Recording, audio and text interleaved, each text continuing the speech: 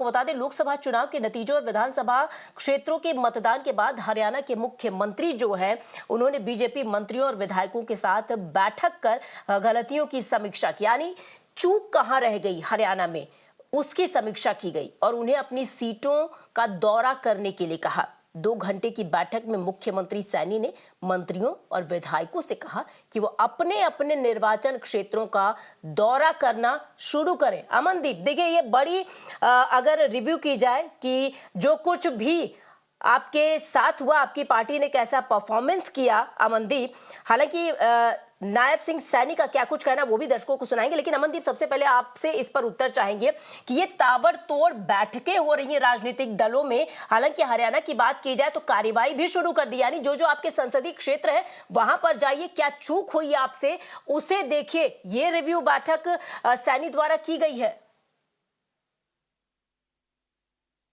जी बिल्कुल ठीक बात है। ये रिव्यू बैठक नायब सिंह सैनी द्वारा की गई है और सभी मंत्रियों और विधायकों को बोला गया है कि वो अपने अपने क्षेत्रों में जाए और आखिरकार पता करें कि चूक कहां रह गई, क्योंकि पिछली बार 2019 में 10 की 10 सीटें बीजेपी की थी लोकसभा में, लेकिन इस बार कम होके 5 रह गई। उसका कारण क्या रहा? अभी तो नायब सिंह सैनी जो है वो मीडिया के सामने ये बयान देते हैं कि कांग्रेस ने जितना झूठ और भ्रम फैलाया है वो भ्रम की वजह से ये सारा रिजल्ट हुआ है। और उनका ये भी दावा है कि वो कह रहे हैं कि वोट परसेंटेज ज्यादा बना है, लेकिन आफ्टर ऑल रिजल्ट जो आया है वो सिर्फ 5 ही बीजेपी के खाते में 5 ही सीटें आई हैं और इसका सीधा असर जो है वो आने वाले विधानसभा चुनाव में पड़ेगा। इसी वजह से ये बैठकों का दौर जारी है और बैठकों में ज्यादा से ज्यादा जो ड्राइंग बोर्ड पे बैठ के अब वो रणनीति बना रहे हैं कि आखिरकार लोकसभा के चुनाव तो हो चुके, नतीजे भी आ गए और बीजेपी ने अपना परफॉर्मेंस डाउन भी देख लिया, लेकिन आने वाले विधानसभा चुनाव में इस तरह का परफॉर्मेंस वो अफोर्ड नहीं कर सकते, इसीलिए दोबारा से रणनीति बना रहे हैं।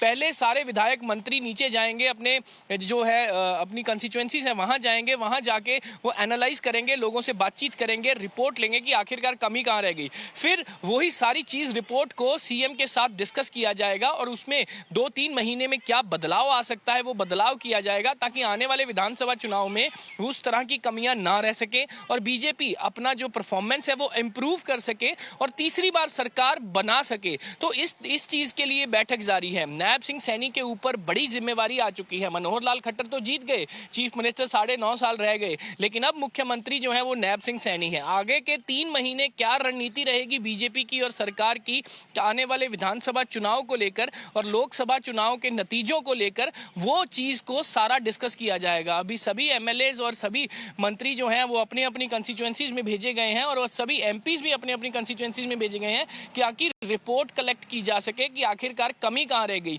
क्या नेशनल मुद्दों के ऊपर कुछ कारण रहे या फिर हरियाणा के अपने मुद्दों के ऊपर कुछ कारण रहे जिसकी वजह से भाजपा की सीटें जो है वो 10 से 5 कम हो गई। सो पहले रिपोर्ट बनेगी, रिपोर्ट के बाद रणनीति बनेगी कि आखिरकार दोबारा से बीजेपी फील्ड में किस तरह से उतरेगी। जी जी बिल्कुल अमनदीप, ये मुख्यमंत्री द्वारा एक बड़ा कदम उठाया गया है कि आप जनता के बीच जाइए। जनता ने आपको जो खराब नंबर दिए, आखिर वो खराब नंबर आपको क्यों दिए गए हैं, और लोकसभा का चुनाव था इसलिए बर्दाश्त नहीं किया जाएगा। हालांकि आगे आगामी जो विधानसभा चुनाव है उसमें कोई कोर कसर न रह जाए, इसकी वजह से ये बड़ा कदम उठाया गया। अमनदीप, आपका बहुत बहुत शुक्रिया इन तमाम जानकारी के लिए। और अब आपको सुना देते हैं क्या कुछ कहना था सीएम सैनी का। झूठ के दम के ऊपर इतनी सीटें उनकी आई हैं, इनके तमाम नेतागण और राहुल गांधी हर मंच के ऊपर उस पवित्र संविधान की बुक को लेकर के लहराते हुए नजर आए और ये बोलते नजर आए कि मोदी जी अगर तीसरी बार प्रधानमंत्री बनेंगे तो वो संविधान को, आरक्षण को खत्म कर देंगे। इतना बड़ा झूठ, और उस झूठ को बोलने का काम कांग्रेस के नेताओं ने और कांग्रेस के आकाओं ने किया है। ये दुर्भाग्यपूर्ण है। जो हमारा वोट परसेंटेज है वो कांग्रेस से आज भी ज़्यादा वोट परसेंटेज है।